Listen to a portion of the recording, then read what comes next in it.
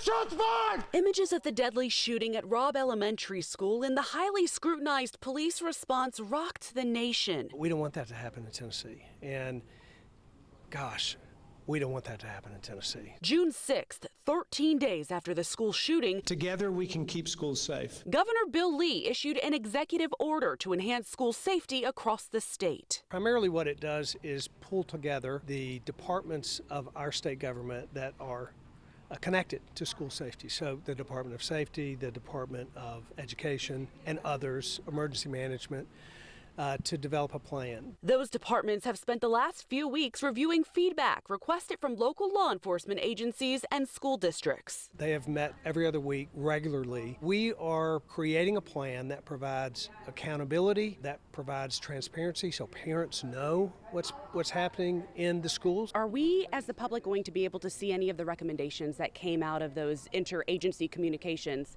about what needs to be beefed up? So just in a couple of weeks, we're going to have a first report that will primarily be about the numbers and what we have found. This is a strategy to do an assessment, really, to see exactly where we stand, what schools are actually implementing what practices, and then we build from there. Lee explains this order adds to the work started in 2019 when an additional 213 SROs were placed through a grant program. At that time, Lee also doubled the state's annual investment in school safety funding used for improvements to building security and violence intervention programming. What would you say to the parents that say, okay, we signed this executive order 7 weeks ago. What actually is going to be implemented day one when my kid walks into school? So we have spent a great deal of time around the state training law enforcement. We've also engaged our highway patrol with the local schools to know the superintendent, to know the principal, to know the particular school that they're associated with.